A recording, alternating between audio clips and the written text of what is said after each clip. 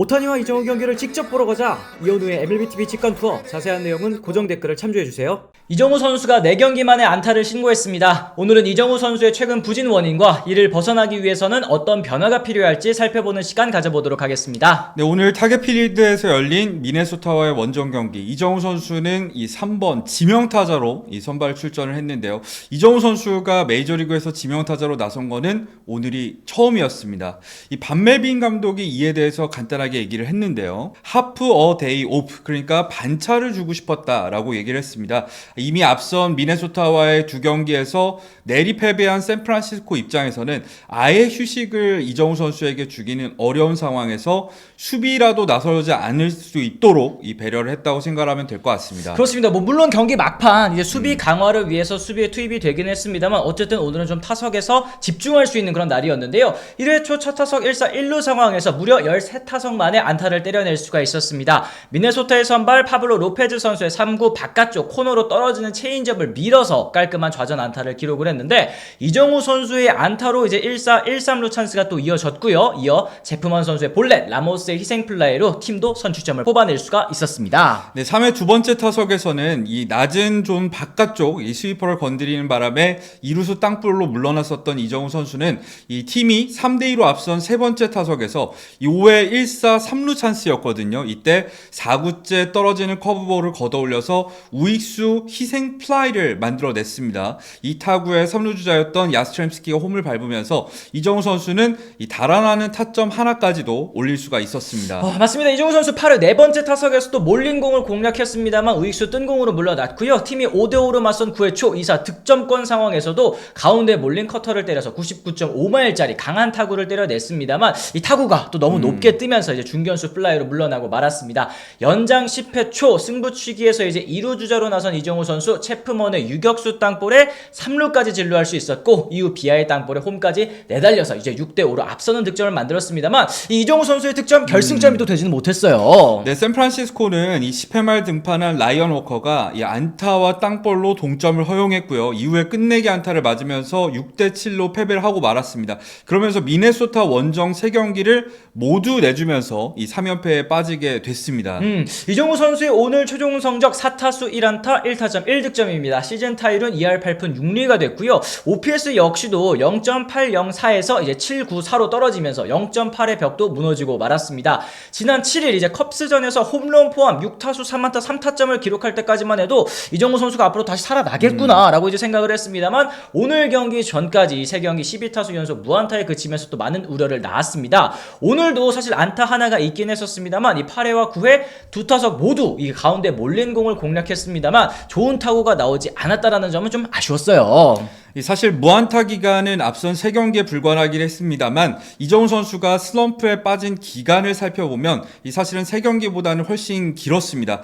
지난달 26일 이 텍사스와 1차전 이후에 치른 15경기에서 이정우 선수의 타율은 2할 7리, OPS는 0.475에 불과했고요. 이 해당 기간 동안 홈런 하나를 제외하면 이 장타는 없었고 볼넷도 골라내지 못하는 모습을 보였습니다.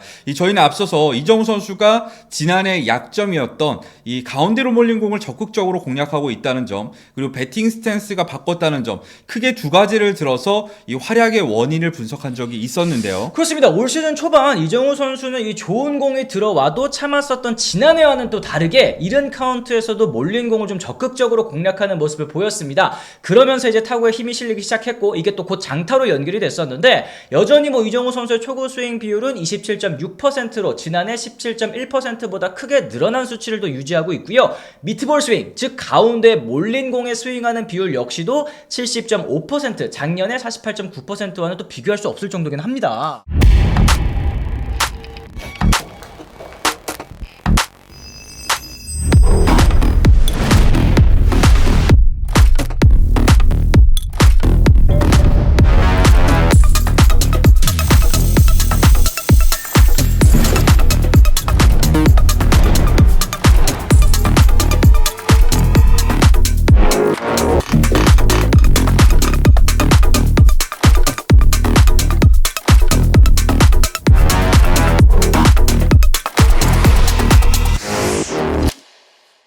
여기에 더해서 올 시즌 이정우 선수 타석에서 조금 더 뒤에 서고 오픈 스탠스로 임하면서 몸쪽 공 잡아당겨서 이제 타구에 힘을 실을 수 있게 됐다라는 점도 저희가 또 짚어드렸어요. 약점이 될 수 있었던 바깥쪽 공 대처를 위해서는 홈플레이트 쪽으로 더 붙어서 커트를 하거나 이 툭 건드려서 밀어치는 안타를 만드는 모습이 있었었는데, 이와 같은 변화에 따라서 이정우 선수 한때 안타 절반 이상을 장타로 때려내는 또 엄청난 생산력을 또 보여주기도 했었습니다. 네, 하지만 이에 따라서 상대 팀들은 최근에 이정우 선수를 막기 위해서 새로운 전략을 들고 왔는데요. 어차피 바깥쪽 공을 던지다가 맞더라도 단타라는 생각으로 이 철저하게 바깥쪽 또는 이 존 외곽으로 유인구를 던지는 피칭에 나선 겁니다.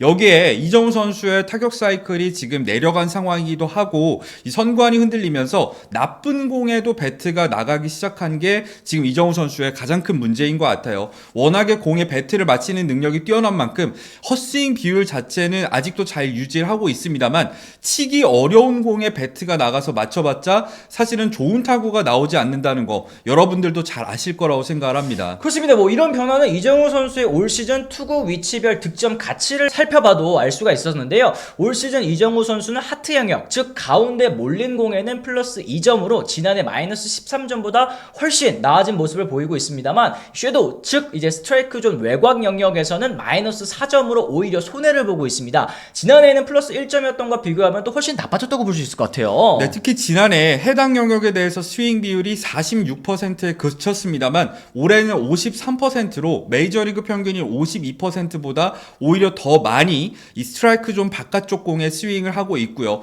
이 스윙을 한 결과 역시도 마이너스 5점에 그치고 있는 상황입니다. 그러니까 이는 오히려 존 외곽에 들어온 공에 스윙을 할수록 결과가 좋지 않다는 거를 보여주는 수치입니다. 그렇습니다. 제가 정리해드리도록 하겠습니다. 이 몸쪽 공의 강점을 보인 이정우 선수를 상대로 이제 상대 투수들이 몸쪽 공 대신에 바깥쪽 그리고 이제 존 외곽으로 승부를 이어가고 있다. 그런데 이정우 선수의 선구안이 흔들리면서 건드리지 말아야 할 공에도 배트가 나가고 있다. 그러고 보니까 볼넷도 없어졌고 여기에 좋은 타구도 계속 나오고 있지 않다라고 이제 설명드리면 될 것 같아요. 네, 실제로 최근 이정우 선수의 이 오스윙, 그러니까 스트라이크 존 바깥쪽에 들어온 공에 대해서 스윙한 비율을 살펴보면 이 33.3%로 이 커리어 통산인 26.2%에 비해서 크게 늘어났습니다. 그러니까 지금 이정우 선수를 상대하는 투수 입장에서는 비슷한 공을 던져도 이 스윙이 나오다 보니까 굳이 존 안쪽으로 공을 던질 필요가 없다고 생각을 하고 있을 거예요.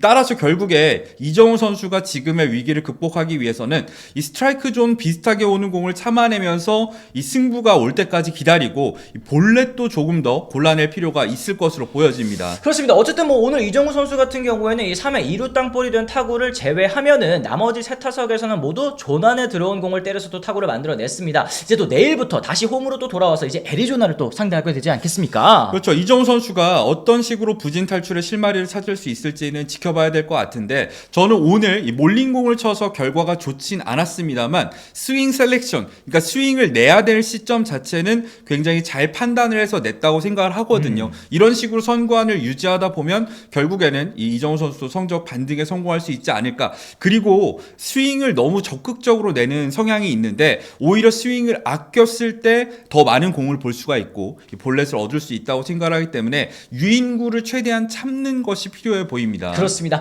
내일 이제 애리조나 선발은 이제 메릴 켈리 선수인데요. 올 시즌 애리조나 사실 선발진에 더해서 불펜까지도 또 크게 흔들리면서 강한 타선을 가지고도 21승 20패에 그치고 있습니다. 이정우 선수가 살아야 결국 샌프란시스코도 사는 만큼 내일 이정우 선수의 반등과 함께 샌프란시스코도 연패에서 탈출할 수 있기를 한번 기원해 보도록 하겠습니다.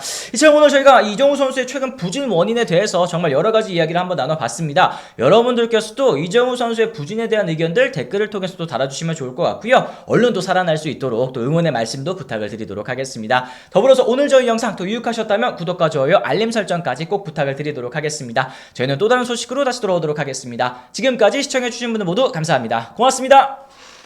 I'm ready to go. I'm ready to go.